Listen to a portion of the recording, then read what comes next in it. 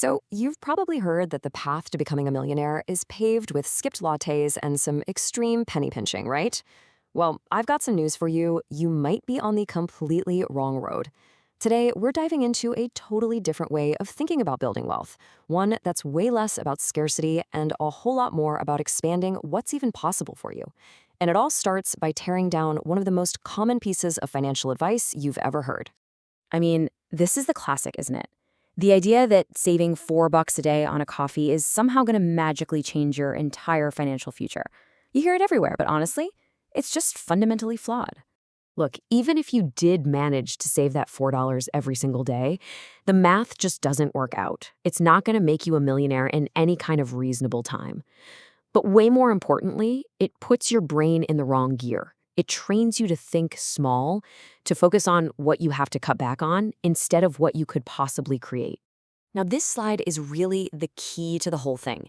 It's all about a massive mental shift. See, on one side, you have that scarcity mindset, totally obsessed with cutting these tiny little expenses. It's a life built on limitation. But on the other side, you have the abundance mindset, which asks a much, much more powerful question. How can I earn so much more money that a $4 coffee becomes completely and totally irrelevant? This is about designing a life that's faster and more inspiring, not just slowly saving your way into old age. So let's really unpack this different kind of advice. The whole point is not to spend the next 40 years of your life pinching every single penny.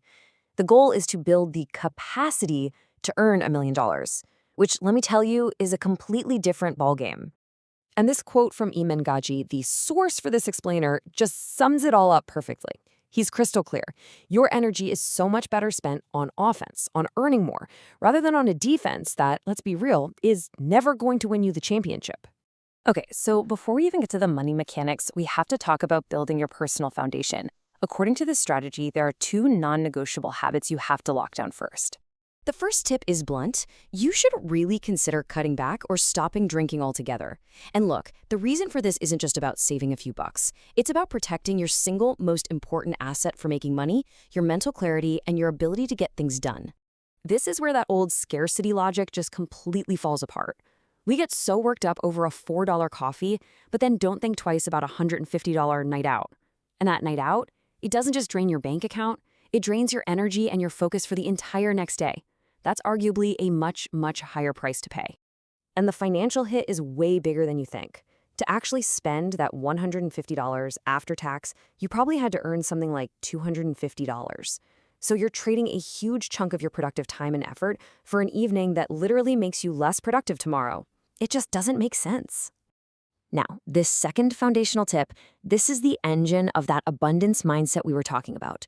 Instead of focusing on saving pennies, you focus on learning a skill that makes you so valuable that your income potential just skyrockets. It's a simple 3-step playbook.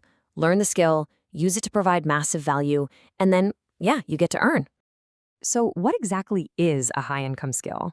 Well, it's any ability that companies or clients are willing to pay a real premium for because it directly helps them make more money. Think of it as your personal leverage to create a ton of value out there in the world. And we're not talking about some vague, abstract concept here. These are real, tangible things, like being great at sales, writing copy that actually gets people to buy things, creating awesome content, or, being a total wizard with something like Google Sheets. These are skills modern companies are desperate for, and they will pay top dollar to get them. All right, so once you've built that solid foundation and you've started to really increase your income, the next phase is all about mastering the mechanics of money. This is what you do with it once you start making more of it. And the number one rule, the absolute non-negotiable before you do anything else, you've got to eliminate any high-interest credit card debt. Seriously, treat it like a financial fire that you need to put out immediately. This quote, wow, it's powerful, right? Because it's so true. High-interest debt is a trap. And get this, the people who are stuck paying all that crazy interest, they're the ones funding the rewards, the points, and all the cool perks for the people who use their credit cards responsibly. You do not want to be on the wrong side of that deal. Okay, so once that debt is gone, the very next habit to build is to start investing. And the key here really isn't how much you start with, it's all about building the muscle, the discipline of consistently paying yourself first. In this timeline, it just shows you the whole journey. Gaji started by putting away just 5 pounds a week. I mean, it was almost nothing. But that habit, once he started making more money, is what scaled up and eventually led to him investing $100,000 a week. See, the starting amount is almost irrelevant. It's the habit that matters. You start small, prove to yourself you can do it, and you just grow from there. All right, now for a really fascinating, kind of unconventional tip. This section is all about rewiring your brain to see wealth as normal and to open your eyes to new possibilities just by putting yourself in the right places. So look, the point here isn't to just go blow $10 on a coffee. You're not really paying for the drink. What you're actually paying for is a ticket to a different environment, an opportunity to sit and just observe a different level of success. It's a tiny investment in changing your entire perspective. So what are you actually looking for when you're there? Pay attention. How do they carry themselves? How do they walk and talk? Notice the pace, the tone of their voice. Notice how they treat the staff. You'll often see more pleases and thank yous. And check out what they're actually wearing. It's almost never flashy logos. It's understated, high-quality stuff.